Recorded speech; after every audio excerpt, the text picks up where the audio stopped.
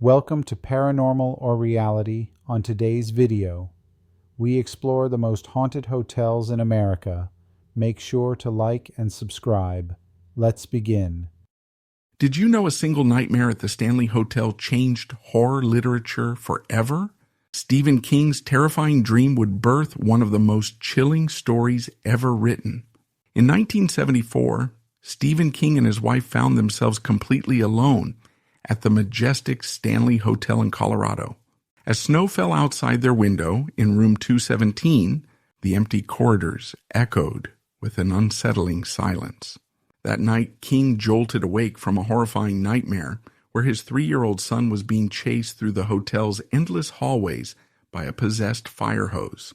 The dream was so vivid, so terrifying that by sunrise, he had already outlined what would become The Shining. The Stanley Hotel still stands proudly against the Rocky Mountains, but its grandeur masks a darker reality. Guests report phantom footsteps in room 217, where King stayed. Children's laughter rings through empty corridors at midnight. Hotel staff speak of unexplained piano music from the grand ballroom when no one is there.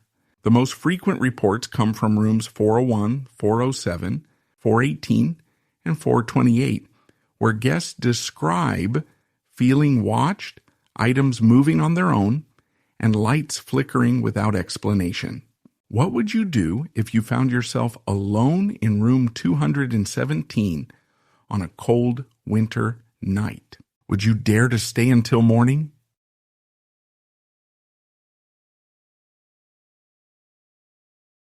A stay at this spooky property isn't for the faint of heart.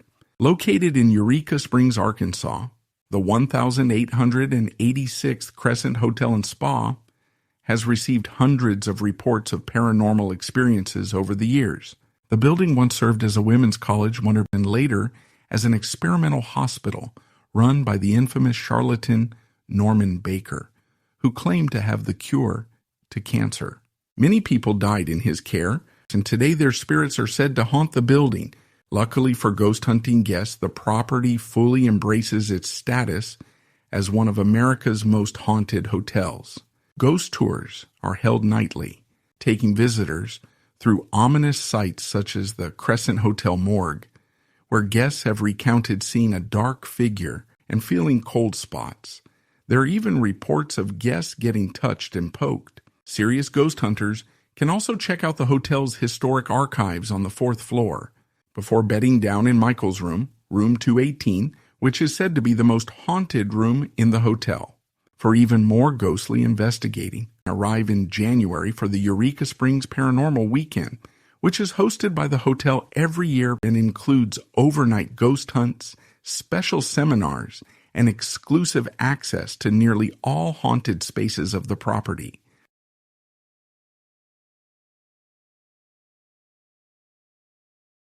This luxuriously appointed hotel in Santa Fe might just scare your socks off. Although the current structure that houses La Fonda on the plaza wasn't built until 1922, the site has been home to a courthouse and a number of inns dating all the way back to the 1600s. But not all of La Fonda's secrets have stayed in the past. The hotel is said to be haunted by the spirit of John P. Slow, a former New Mexico Chief Justice who was shot and killed in the lobby in 1867. Some past guests have reported hearing his footsteps in the night.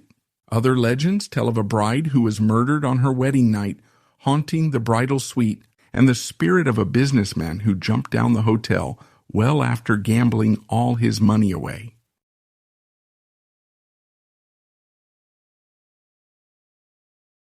Sitting in the heart of downtown San Antonio's the Emily Morgan Hotel, a DoubleTree by Hilton property, is no stranger to the supernatural. Countless strange occurrences have been reported by staff and guests. Phones ringing in the middle of the night with no one on the other line. Inexplicable sounds coming from unoccupied rooms. Elevators going to the wrong floor and ghostly figures wandering the halls. Video cameras have even captured what appear to be bright orbs floating around the hotel at times. Some travelers attribute these spooky hauntings to the hotel's eerie history. The property was once used as the city's medical arts building, featuring its own morgue, crematorium, and psychiatric wing. It also overlooks the legendary Alamo, the site of a gruesome battle during the Texas Revolution. Book your San Antonio trip to coincide with the Dia de los Muertos festival around Halloween to experience the country's largest celebration of the Mexican holiday to honor deceased loved ones.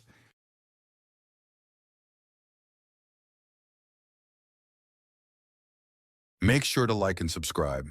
If you have any stories you would like to share with us, our email is in the description. Let's continue. Would you believe that 6 identical reflections of a dead woman could appear in mirrors when no one else was in the room? In 1692, room 325 of Salem's Hawthorne Hotel held a terrifying secret. The Grand Hawthorne Hotel stands proudly in historic downtown Salem, Massachusetts, across from Salem Common. Named after famous author Nathaniel Hawthorne, this imposing structure has witnessed centuries of history, including the dark days of the witch trials. But it's what happened in room 325 that truly chills visitors to the bone. A lone guest awoke to the sound of furniture scraping across wooden floors, though nothing appeared to move. As the night grew darker, the desperate cries of an infant echoed through the empty hallways, yet there was no baby to be found. The terrified guest rushed to leave, but what she saw next defied explanation. In every mirror she passed, 6 in total, she saw the same haunting reflection. Bridget Bishop, the first woman executed during the Salem witch trials, staring back at her. The most perplexing detail? Historical records show Bridget Bishop had been executed long before the hotel was built. To this day, guests report similar encounters in room 325, where furniture moves on its own and the sound of a crying baby pierces the night. What would you do if you found yourself alone in room 325 tonight?